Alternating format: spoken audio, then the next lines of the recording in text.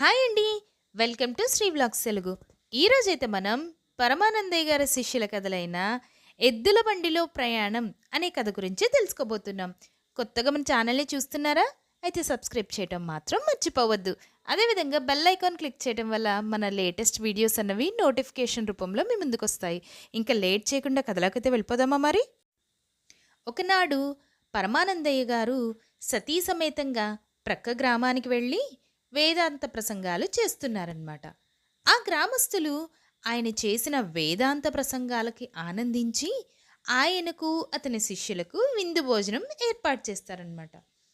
ఆ ఊరి వారు ఏర్పాటు చేసిన విందును సుష్టుగా తిని తమ ఊరికి బయలుదేరుతారు పరమానందయ్య గారు. ఆ గ్రామస్తులు పరమానందయ్య గారిని తిరుగు ప్రయాణానికి గాను ఎద్దుల బండిని ఒకదాన్ని సమకూరుస్తారు.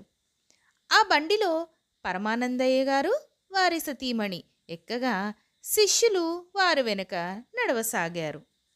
కొంత దూరం వెళ్ళిన తర్వాత గురువుగారు శిష్యులను పిలిచి, ఒరేవ్, బండిలో నుండి ఏమైనా సామానులు క్రింద పడుతుంటాయి, జాగ్రత్తగా చూస్తూ ఉండండి, కాస్త మేం నడుము వాలుస్తాము అని పడుకున్నారు. గతుకుల బాటలో ప్రయాణిస్తున్న బండి కుదుపులకు నెమ్మది నెమ్మదిగా జరిగి మరచెంపు కింద పడింది. శిష్యులు అది క్రింద పట్టం చూశారు గాని ఒక్కరైనా తీయలేదు. గురువుగారు జాగ్రత్తగా చూడమని చెప్పారు గాని పడినవి తీయమని చెప్పలేదు కదా అని ఊరుకున్నారు. బండి చాలా దూరం వెళ్ళిన తర్వాత పరమానందయ్య గారికి మెలకు వచ్చింది. దాహం తీర్చుకోవడానికి మరచెంబు కోసం చూశారు. అది ఎక్కడా కనబడలేదు. శిష్యుల్ని అడిగారు. జరిగింది చెప్పారు శిష్యులు. మా కర్మ కొద్దీ దొరికారా మీరు, ఎన్నిటికని ఓర్చుకోవాలి, ఇక మీ ముఖం మాకు చూపించకండి అని కసురుకుంది గురుపత్ని.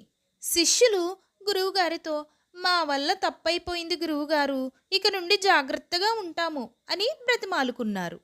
పరమానందయ్య గారు వారిని చూసి జాలిపడి, బండి నుండి ఏదైనా క్రింద పడితే తీసి జాగ్రత్తగా బండిలో వేయండి అని చెప్పి ప్రయాణం చేస్తూ ఉన్నారు. కొంత దూరం వెళ్ళేసరికి చీకటి పడింది. గురువుగారు గురుపత్ని నిద్రపోతున్నారు. ఆ సమయంలో ఎద్దు 2 సార్లు పేడ వేసింది. శిష్యులు దాన్ని జాగ్రత్తగా తీసి బండిలో వేశారు.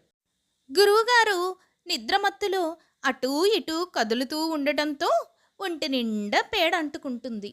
మంచి నిద్రలో ఉన్నవారికి ఇదేమీ తెలియదు. తెల్లవారుతున్న సమయానికి బండి గ్రామాన్ని సమీపించింది. ఇంకేముంది, గురువుగారు గురుపత్ని మేలుకున్నారు. ఒకరి ముఖం ఒకరు చూసుకుని ఆశ్చర్యపోయారు. గురుపత్ని మండిపడుతూ ఈ పేడంతా బండిలోకి ఎలా వచ్చింది అని శిష్యులను అడిగింది. శిష్యులు సగర్వంగా మేమే వేశామమ్మా అని బదులిచ్చారు. గురువుగారు బండిలో నుంచి ఏది కింద పడినా తీసి బండిలో వేయమన్నారు కదా, వారు చెప్పినట్లే ఎద్దు వేసిన పేడ అంతా జాగ్రత్తగా ఎత్తి బండిలో వేశాం అన్నారు. శిష్యుల మాటలు విన్న పరమానందయ్య గారికి వారి సతీమణికి నవ్వాలో ఏడవాలో మరి ఏమనాలో కూడా తెలియలేదనమాట. తమ కర్మగాలి ఇటువంటి శిష్యులు దొరికారు అని బాధపడుతూ బండి దిగి దగ్గరలో ఉన్న చెరువుకు పోయి శరీరం మొత్తం బట్టలు మొత్తం శుభ్రం చేసుకున్నారు. శిష్యులను కూడా స్నానాలు చేయమని ఆజ్ఞాపించారు.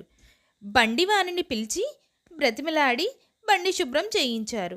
తిరిగి బండెక్కి గ్రామాల్లోకి వెళ్ళారు. ఇదండి ఇవాల్టి కథ. నచ్చిందా మీకు? సరికొత్త కథతో మరలా మీ ముందుకు వస్తాను.